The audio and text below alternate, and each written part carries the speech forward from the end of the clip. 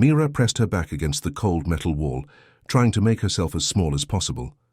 The research station around her was completely destroyed. Broken glass covered the floor, and thick black smoke filled the air. She could barely breathe. Her hands shook as she held her datapad tight against her chest. 3 years of research about peaceful star systems was stored in this small device, but none of that mattered now. The humans had attacked without warning, and everyone she worked with was gone. She heard the sound of heavy military boots getting closer. Step by step, they crunched over the broken equipment scattered on the ground. Mira closed her violet eyes and tried to control her breathing. Her people had told her stories about humans, how they killed first and asked questions later. How they showed no mercy to anyone who wasn't like them. The footsteps stopped right in front of her hiding place. Mira opened her eyes slowly. A tall human soldier stood there looking down at her. His face was covered in dirt and sweat. His dark eyes looked tired, like he had seen too much fighting. She noticed his hands were shaking slightly as he held his weapon. This was it. This was how she would die. But something strange happened. Instead of pointing his gun at her, the human soldier slowly lowered it. He looked at her for a long moment, taking in her torn research clothes and the fear in her face. Mira couldn't understand why he wasn't shooting. "Please," she whispered in broken human language. "I am not fighter. I am scientist." The soldier tilted his head slightly. His name tag read Jin Ho in both human and universal script. He looked around at the destroyed laboratory equipment, then back at her. Something in his expression changed. The hardness in his eyes softened just a little. Jin Ho slowly put his weapon away and raised both hands to show he meant no harm. Mira had never seen a human do this before. According to everything she had been taught, humans were supposed to be violent and cruel. They were supposed to kill anything that looked different from them. But this human was acting strange. He wasn't trying to hurt her. Jin Ho reached for something on his belt and Mira flinched, expecting the worst. But instead of a weapon, he pulled out a small water container. He held it out to her with steady hands. "Water," he said slowly, using simple words. "You need." Mira stared at the container like it might explode. Was this some kind of trick? Were humans known for poisoning their enemies? But as she looked into Jin Ho's face, she didn't see cruelty or hatred. She saw something that looked almost like kindness. Her throat was incredibly dry. She hadn't had anything to drink since the attack started hours ago. Against her better judgment, she reached out slowly and took the water container. Their fingers touched briefly, and she was surprised by how warm his skin felt. Just like her own people. She drank carefully, watching Jin Ho's face the whole time. He didn't look like he was planning to attack her. Instead, he seemed to be studying the destroyed laboratory around them. His eyes stopped on a star chart that had fallen to the floor. "You study stars?" he asked, pointing at the chart. Mira nodded slowly. "Yes, I study how stars are born, how planets form around them. Peaceful research." Something changed in Jin Ho's expression when she said the word peaceful. He looked at her differently now, like he was seeing her as a person instead of an enemy. This was not what Mira had expected from a human soldier at all. Jin Ho looked at the scared alien woman sitting among the broken equipment. Her violet eyes were wide with terror, and she was shaking like a leaf in the wind. Something about the way she held herself reminded him of someone very important. His mind flashed back to Earth, to his little sister, Yu Jin. She was only 19, studying biology at the university. Whenever she got scared during thunderstorms, as a child, she would curl up in the corner just like this alien scientist was doing now. The same frightened posture, the same desperate look in her eyes. Jin Ho's military training told him to follow orders. Capture any survivors for questioning. Treat all aliens as potential threats. But looking at Mira now, all he could see was someone's daughter, someone's sister, cowering in fear. He had been fighting in this war for 2 years. He had seen too much death, too much destruction. When he first signed up, they told him the aliens were monsters who wanted to destroy humanity. But the woman in front of him didn't look like a monster. She looked like a scared young person who just wanted to go home. Jin Ho made a decision that would change everything. He slowly reached into his pack and pulled out his personal water bottle. Not the standard military issue one, but the blue metal container his sister had given him before he left Earth. She had painted little stars on it, saying it would remind him that there was beauty in the universe even during dark times. "No hurt," he said carefully, trying to remember the few alien words he had learned. His pronunciation was terrible, but he hoped she would understand his meaning. "Safe. You safe." Mira's eyes went even wider when she heard him trying to speak her language. No human had ever attempted to communicate with her people in their own tongue before. His accent was heavy and the words came out wrong. But the effort was there. She had a special ability that most humans didn't know about. Mira could sense the emotions and intentions of other beings. It was like hearing thoughts, but more like feeling what someone truly meant in their heart. Right now she was using this ability to read Jin-Ho's mind. What she found there shocked her completely. There was no hatred in this human's thoughts, no desire to hurt her or cause her pain. Instead, she felt something she never expected to sense from a human soldier: genuine concern. He was actually worried about her well-being. She could see flashes of his memories too. A young woman with a bright smile, laughing as she painted stars on a water bottle. This human missed someone back home. He had people he loved and wanted to protect, just like she did. "Why?" Mira whispered, still not trusting what her senses were telling her. "Why you help me?" Jin-Ho struggled to find the right words. He didn't speak her language well, but he tried his best. "You, not soldier. You study stars. Stars are beautiful. Beautiful things should not die." His words were simple and broken, but Mira understood perfectly. This human soldier saw her as a person who created knowledge instead of destruction. In his mind, that made her worth saving. She reached out slowly and took the water bottle from his hands. As their fingers touched again, she felt another wave of his emotions. Sadness for all the fighting, tiredness from too many battles, and underneath it all a deep longing for peace. "Thank you," she said softly in his language. Jin-Ho smiled for the first time in months. It was a small smile, but it was real. Jin-Ho heard voices shouting in the distance. Enemy soldiers were getting closer, searching through the wreckage for survivors. He quickly looked around and spotted a partially collapsed section of the building. That could hide them both. "Come," he whispered urgently, gesturing for Mira to follow him. "We hide." They crawled through broken metal beams and chunks of concrete until they reached a small space behind what used to be a storage room. The area was dark and cramped, but it would keep them safe from the search teams outside. Mira pressed herself against the wall, listening to the soldiers getting closer. Jin-Ho noticed how scared she still looked and wanted to help her feel less afraid. He remembered his sister always felt better when he showed her pictures of happy memories during difficult times. Jin-Ho pulled out a small device from his pocket. It was his personal tablet, the one that held all his photos from home. The screen lit up softly in the darkness, and he scrolled through the images until he found what he was looking for. "My family," he said quietly, turning the screen so Mira could see. The first photo showed a middle-aged couple standing in front of a small house.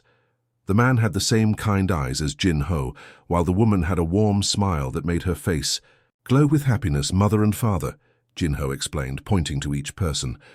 Mira leaned closer to look at the picture. She had never seen human families before. These people looked so normal, so peaceful. They didn't look like the scary warriors her people had described. Jin-Ho swiped to the next photo, and his entire face lit up with pride. "You, Jin. My sister." The image showed a young woman wearing a white lab coat, holding up a certificate with a huge grin on her face. She had long black hair and the same gentle eyes as her brother. "She study, how do you say?" Jin-Ho struggled with the words, then used his translation device to help. "Biology. She study life. Plants, animals. Miras." Violet eyes widened with surprise. "She scientist like me." "Yes," Jin-Ho nodded excitedly. "She want to help make medicine, help sick people get better." For the first time since the attack, Mira smiled. This human sister was trying to save lives, just like she was trying to understand the universe, to help her people find new homes. Mira wanted to share something too, but she didn't have photos or devices. Instead, she had something much more special. She reached out slowly and placed her fingertips gently on Jinho's forehead. "I show you," she said softly. Suddenly, Jinho's mind was filled with the most beautiful images he had ever seen. Stars being born in clouds of colorful gas, planets forming from cosmic dust, slowly spinning in space, entire solar systems dancing together in perfect harmony. These weren't just pictures, they felt real. Jinho could almost feel the warmth of new stars and the ancient coldness of space. Mira was showing him her research through her telepathic abilities, sharing the wonders she had discovered. "This is what I study," Mira's voice whispered in his mind. "I look for places where life can grow, safe worlds where families can live in peace." Jinho saw images of beautiful planets with blue oceans and green continents, places where children could play safely and parents could raise their families without fear of war. When the connection ended, Jinho stared at Mira with complete amazement. You help create new homes?"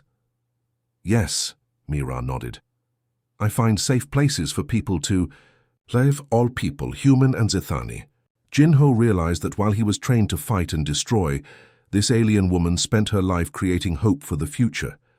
The sounds of searching soldiers grew quieter as the hours passed. Jinho and Mira sat in the darkness, waiting for dawn to come. The small space felt safer now, but both of them carried heavy hearts.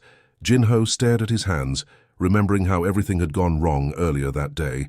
His squad had been ordered to attack what they were told was a military facility. But when they arrived, all they found were scientists and researchers, not soldiers. "Today was bad day," Jinho said quietly, his voice filled with sadness. Mira nodded, understanding his pain even without using her telepathic abilities. She could see it written all over his face. Jinho pulled out a small photo from his wallet. It showed two young men in military uniforms, smiling and giving thumbs up to the camera. One was Jinho, looking much happier than he did now. The other was a cheerful-looking soldier with bright eyes and a wide grin. "My friend Taimin," Jinho said, touching the photo gently. "We grow up together. Same neighborhood, same school. We join army together to protect our families." His voice cracked a little as he continued. "Today, when we attack your station, there was explosion. Big one. Taemin was standing too close. Jinho couldn't finish the sentence. Mira felt her heart break for this human soldier. She could sense the deep friendship he had shared with Taemin. They had been like brothers, always looking out for each other.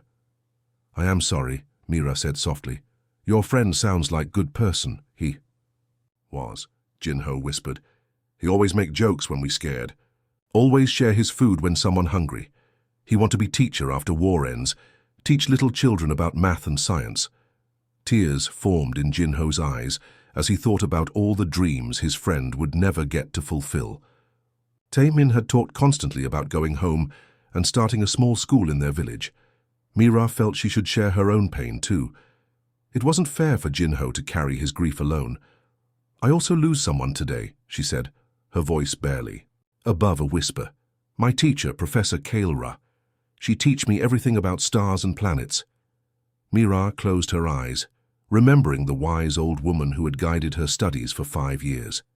"She was like mother to me. My real mother died when I was a young child. Professor Kaelra take care of me, teach me, help me become scientist." Jinho listened carefully, hearing the love and respect in Mira's voice. "When your ships come, tell all young researchers to hide. She stay behind to protect our data, our years of work. Mira's voice broke. She die saving our research, die trying to protect knowledge that could help both our peoples." Jinho reached out slowly and placed his hand on Mira's shoulder. It was a simple gesture, but it meant everything to her in that moment. "Both our people lose good persons today," Jinho said sadly. "Yes," Mira agreed. "Taemin want to teach children. Professor Kaelra want to find new homes for families. They both want to help life grow, not destroy it." They sat in silence for a while, thinking about their lost friends. Finally, Jinho spoke again. "This war, it take away best people, People who want to create, not fight, Mira nodded. Professor Kalira always say war is like black hole. It swallow all the light, all the hope. Taemin say same thing, Jinho replied. He say war make everyone forget how to be human. In that dark hiding place, two enemies realized they had more in common than they ever imagined. As the night grew deeper, Jinho's expression became more serious. He kept looking at his military communication device, then at Mira, as if he was fighting with himself about something important. Mira noticed his internal struggle. "What is wrong?" she asked gently. Jinho took a deep breath. What he was about to tell her could get him killed if his own people found out. But after everything they had shared tonight, after seeing her pain and remembering his friend Taemin's dreams of peace, he knew he had to do the right thing. "Mira," he said quietly, "I must tell you something very dangerous." She leaned closer, sensing the weight of whatever he was about to reveal. "I'm not supposed to be here alone," Jinho began. "I leave my unit because I hear something." "Terrible. My commanders, they plan big attack." Mira's violet eyes widened with concern. "Attack on what?" Jinho pulled out his military tablet and showed her a file marked with red symbols, the kind that meant top-secret information. His hands shook as he opened it. "Your home colony, place called Veraka Colony. They say it military target, but I see the reports. I see the pictures." His voice was filled with disgust. "It not military base, it's civilian colony. Families, children, old people." Mira's face went completely pale. Veraka Colony was where she grew up. Her aunt and cousins still lived there, along with over 50,000 other innocent people. "When?" she whispered, barely able to speak. "Tomorrow morning. Early. They send 3 attack ships." Jinho's jaw clenched with anger. "I try to tell my captain this is wrong. He say orders are orders. He say all aliens are enemies, even children." Mira felt sick to her stomach. All those families, all those children playing in the colony's gardens, had no idea what was coming for them. "I cannot let this happen," Jinho said firmly. "Taemin always say we supposed to protect innocent people, not kill them. This not what I join army for." He looked at Mira with determination in his eyes. "You have communication device, something to warn your people?" Mira's mind raced. She did have an emergency communicator hidden in her research equipment, but it was buried under all the wreckage. Even if they could find it, using it would reveal their location to both human and Zethani forces. "Yes, but—" She started to explain the dangers. "No, but," Jinho interrupted. 50,000 people more. Important than our safety. We find device, we send warning." Together, they crawled back through the ruins, searching through twisted metal and broken equipment. Jinho used his military flashlight to help her look, not caring that the light might give away their position. Finally, Mira found her emergency communicator under a collapsed desk. The device was damaged but still functional. "I help you send message," Jinho said, knowing that his military codes could boost the signal strength. "If you do this," Mira warned him, "your own people will know you helped me. They will call you traitor." Jinho thought about Taemin, about his sister Yu-Jin studying to save lives, about his parents who raised him to do what was right. "Maybe I am traitor to military," he said quietly, "but I not traitor to what is right." He helped Mira connect her device to his military communication system. Together, they sent an urgent warning to Veraka Colony, giving them exact details about the planned attack. Within minutes, evacuation sirens began sounding across the colony. Thousands of families started moving to safety. Jinho had just saved more lives than he had ever taken in this war. After sending the warning message, Jinho and Mira sat quietly in their hiding spot. The weight of what they had just done hung in the air between them. Jinho had risked everything to save people he had never met, and Mira was beginning to understand that maybe everything she had been told about humans was wrong. "Jinho," Mira said softly, "what did you do before this war, before you become soldier?" Jinho's face brightened a little, as if thinking about happier times. "I was teacher, elementary school. I teach children ages 6 to 10. Mira looked surprised.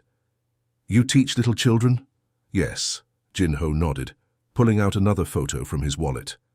This one showed him standing in front of a classroom full of young students. All the children were smiling and waving at the camera. Jinho looked completely different in the picture, peaceful, happy, full of life. I teach them mathematics and science. But most important, I teach them to be kind to each other. His voice became sad again. I never want to hurt anyone, but when war starts, governments say all young men must join army to protect families. Mira studied the photo carefully. She could see genuine love in Jinho's eyes as he looked at his students. This was a man who spent his life helping children learn and grow, not someone who wanted to destroy things. You must miss them very much, she said gently. Every day, Jinho replied. I wonder if they're safe. I wonder if they still remember their lessons about kindness when the world around them becomes so angry. Mira felt her heart warming toward this human soldier. Here was someone who understood the importance of teaching and nurturing young minds, someone who valued education and compassion above everything else. What about you? Jinho asked. You said you study stars, but what exactly you do with that knowledge? Mira's eyes lit up with passion as she began to explain her work. I search for planets that can support life, not just for my people, but for anyone who need new home. She used her telepathic abilities to show Jinho images of barren worlds being transformed into beautiful, livable planets. Green forests growing where there had been only rocks. Clear rivers flowing through valleys that had been empty deserts. Many people in galaxy become refugees because of wars, natural disasters, or dying planets. Mira continued. My research help them find new places to live safely. I study how to change hostile environments into homes where families can grow food, raise children, build communities. Jinho watched the images in his mind with amazement. You help create new worlds. For people. Yes, I work with a team of scientists from many different species. We believe all beings deserve a safe place to live, no matter where they come from or what they look like. The irony wasn't lost on either of them. Here they were, hiding from a war between their peoples, when both of them had dedicated their lives to helping others thrive and prosper. Your people told us humans are vile and dangerous, Mira said honestly. They say you only know how to destroy and conquer. Jinho nodded sadly. My people say same thing about your species. They tell us you want to steal our planets and enslave our children. But you are teacher who love children, Mira pointed out. And you are scientists who create homes for refugees, Jinho replied. They looked at each other with new understanding. Both had been taught to fear and hate the other species, but sitting here together, sharing their stories, they realized how wrong those teachings had been. Maybe, Mira said thoughtfully, our leaders never actually talk to each other. Maybe they just believe old fears and angry stories. Jinho agreed. If my students could meet you, they would not be afraid. They would ask you 1,000 questions about stars and planets. For the first time, both of them could imagine a different future. As the first light of dawn broke through the smoky sky, the sound of approaching aircraft filled the air. Mira and Jinho both tensed, listening carefully to identify whether the ships were human or Zethani. Those are my people's ships, Mira said, recognizing the distinctive humming sound of Zethani rescue vessels. Jinho's face went pale. He knew what this meant. When Zethani forces found him, they would kill him immediately. Enemy soldiers were never taken prisoner in this war. They were eliminated on sight. You should go, Jinho said quietly, accepting his fate. Go to your people. You are safe now. But Mira didn't move. She looked at this human who had risked everything to save her colony, who had shared his deepest memories with her, who had shown her that everything she believed about humans was wrong. No, she said firmly. I will not leave you. The rescue. Ships landed outside the ruined research station. Mira could hear her people calling her name, searching through the wreckage. Heavy footsteps approached their hiding spot. Mira, are you in there? Came a voice in her native language. I am. Here, she called back. But listen carefully. I have someone with me who saved many lives. He is under my protection. 3 Zethani soldiers appeared at the entrance to their hiding place. They wore full combat armor and carried powerful energy weapons. When they saw Jinho, their weapons immediately pointed at him. Step away from the human, Mira, commanded the squad leader, a stern-looking warrior named Commander Veltar. We will eliminate this threat quickly. No, Mira moved to stand directly between the weapons and Jin-Ho. "This human is not our enemy. He saved Veraka Colony." Commander Veltar looked confused. "What are you talking about? Veraka Colony is safe. They evacuated just hours before a planned human attack." "How could you possibly know about that?" Mira took a deep breath. "Because this human soldier warned us. He broke from his own unit, risked his life, and helped me send the warning message. That saved 50,000 people." The soldiers exchanged uncertain glances. This was not what they had expected to find. "That is impossible," another soldier said. "Humans do not help our people. They are our enemies." "Look at me, Commander," Mira said, using her formal scientific authority. "You know who I am, you know my reputation. Have I ever lied to you about my research findings?" Commander Veltar did know Mira well. She was one of their most respected scientists, someone whose word carried weight in their society. Her research had helped their people find 3 new colony worlds in the past decade. "No, Dr. Mira," he admitted. "Your work has always been truthful and accurate." "Then believe me now," she continued. "This human's name is Jin-Ho. Before the war, he was a teacher who educated children. Yesterday, when he learned about the planned attack on innocent civilians, he chose to save lives instead of following orders."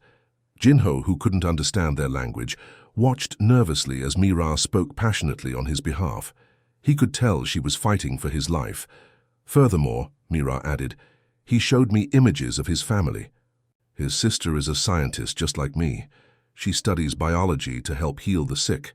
His parents are peaceful people who raised him to value kindness above everything else." Commander Veltar lowered his weapon slightly. "You are asking us to spare an enemy soldier based on your word alone?"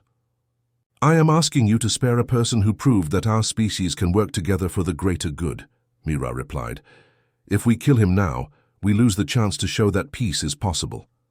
The tension in the small space was overwhelming, but Mira stood her ground, protecting Jin-Ho with her own body. 3 weeks later, Mira found herself standing in the largest courtroom on the Zethani homeworld. The military tribunal was packed with high-ranking officials, scientists, and journalists from across the galaxy. Everyone wanted to hear about the human soldier who had supposedly saved thousands of Zethani lives. Jin-Ho sat in a special holding area, surrounded by guards but treated with unexpected respect. His fate would be decided today based on what Mira had to say. The chief judge, an elderly Zethani with wise silver eyes, called the session to order. "Dr. Mira, you have requested this tribunal to consider an unprecedented case. Please tell us exactly what happened at Research Station Omega-7. Mira stood up, her voice clear and strong. "Honorable judges, I stand before you today not just as a scientist, but as someone whose life was saved by an act of extraordinary courage." She began telling the complete story, from the moment Jin-Ho found her hiding in the ruins to their shared night of understanding. The courtroom listened in absolute silence as she described how this human soldier had shown her photos of his family, shared his grief over losing his best friend, and revealed his true profession as a teacher. "But the most important thing," Mira continued, "is what Jin-Ho did when he learned about the planned attack on Veraka Colony. He knew that helping me would make him a traitor in the eyes of his own people. He knew he might be executed for his actions, but he chose to save innocent lives anyway." The judges looked impressed but skeptical. The chief judge spoke up. "These are remarkable claims, Dr. Mira, but do you have any proof beyond your word?" Mira smiled confidently. "Yes, Your Honor. I have the communication log showing exactly when and how the warning was sent. I also have Jin-Ho's military access codes which were used to boost our signal strength. Most importantly, I have testimony from the evacuation coordinators at Veraka Colony." A holographic display showed the timeline of events. The warning message arriving just 4 hours before the planned attack, the massive evacuation effort, and the confirmation that over 50,000 civilians had been moved to safety. Without Jin-Ho's warning, Mira stated firmly, "My aunt, my cousins, and thousands of families would be dead today." Meanwhile, on a human military ship hundreds of light years away, Captain Su-Jin was reading reports about her missing soldier. Jin-Ho had been declared a deserter, But the intelligence reports were telling a different story. Sujin had known Jinho for 2 years. He was one of her best soldiers, reliable, honest, and deeply troubled by the increasing violence of the war. When she learned that he had saved a Zethani colony, she began to understand why he had left his unit. The captain made a decision that would shock her superiors. She opened a secure communication channel and contacted the Zethani military. "Command directly. This is Captain Sujin of the Human Defense Force," she announced. "I wish to discuss the soldier you are holding, Jinho. I believe we can work something out." Back in the courtroom, the chief judge was delivering his verdict. "Based on the evidence presented and Dr. Mira's testimony, we find that Jinho acted with honor and compassion. However, he is still technically an enemy combatant." Mira's heart sank, but the judge continued. "Therefore, we propose something that has never been attempted before, a prisoner exchange. We will return Jinho to his people, and we ask that they return our soldiers who are being held in human facilities." Within hours, Captain Sujin's communication was answered. For the first time in the war, human and Zethani commanders were talking to each other instead of fighting. "We are willing to discuss terms," Sujin said carefully, "but first I want to hear from Jinho directly. I want to know why he did what he did." The two sides arranged a 3-way video call. When Jinho appeared on screen, he looked tired, but determined. "Captain," he said respectfully, "I know I disobeyed orders, but I could not let innocent people die when I had the power to save them." Captain Sujin studied her soldier's face and saw the same integrity that had made him such a good teacher before the war. "Jinho," she said finally, "maybe it's time we tried a different approach to this conflict." 6 months after the prisoner exchange, Jinho stood nervously in front of a classroom filled with Zethani students. It was his first day as a cultural ambassador, and he was more scared than he had ever been during combat. "Good morning, everyone," he said in carefully practiced Zethani. His accent was still terrible, but the students appreciated his effort. Young Zethani girl raised her hand. "Teacher Jinho, is it true that humans eat cooked food instead of raw nutrients?" Jinho smiled and pulled out his lunchbox. "Yes, we do. Would you like to try some?" He had brought simple rice balls that his sister Yujin had taught him to make. The students gathered around excitedly as Jinho shared his food. Within minutes, they were laughing and asking him dozens of questions about Earth customs, human families, and why humans like to play games. Meanwhile, on Earth, Mira was having her own adventure. She stood in a human elementary school, the same one where Jinho used to teach. The children stared at her violet eyes and unusual features with curiosity rather than fear. "Dr. Mira," asked a little boy named Taiho, "can you really talk to people with your mind?" Mira knelt down to his level. "Would you like me to show you?" She gently placed her fingers on his forehead and shared a beautiful image of a colorful nebula where new stars were being born. "Wow," Taiho exclaimed. "It's like watching a movie inside my head." Soon, all the children wanted to experience Mira's telepathic abilities. She showed them wonders of the universe, dancing galaxies, crystal planets and aurora storms on distant worlds. The children listened with wide eyes as she explained how stars lived and died, creating the elements that made up everything around them. "We are all made of stardust," Mira told them. "Humans, Zethani, and every living thing in the universe. We are all connected by the same cosmic materials." Back on the Zethani homeworld, Jinho was learning about their incredible art forms. His guide, an artist named Kethra, showed him sculptures that seemed to move and change when viewed from different angles. "Our art reflects the flow of time and space," Kethra explained. "We believe that nothing in the universe stays the same, forever. Everything is always becoming something new." Jinho was amazed by the deep philosophy behind their artwork. He began to understand that Zethani culture valued change, growth, and the interconnectedness of all things. It reminded him of his own teaching philosophy, that every student could grow and become better than they were yesterday. As the months passed, Jinho and Mira met regularly through video calls to share their experiences. They had become the bridge between two worlds that had once seemed impossible to connect. "The children on Earth are so curious about your people," Jinho told Mira during one of their calls. "They want to know if Zethani children play games like they do." They do, Mira laughed, and the students here are fascinated by human creativity. They can't believe that humans make music and stories just for enjoyment. Their work was having a real impact. More and more people on both sides were beginning to see their former enemies as fellow beings with hopes, dreams, and families to protect. The breakthrough came when Captain Sujin and Commander Veltar announced the first joint scientific mission between humans and Zethani. They would work together to explore a newly discovered galaxy and search for planets suitable for colonization. This mission will be led by two people who proved that cooperation is possible, Captain Sujin announced. At the press conference, Jin-Ho will represent human interests and Dr. Mira will lead the Zethani research team. Standing together at the podium, Jin-Ho and Mira looked out at an audience filled with both humans and Zethani. For the first time in decades, the two species were planning to build something together instead of destroying each other. Their friendship had planted seeds of peace that were finally beginning to grow into something beautiful and lasting.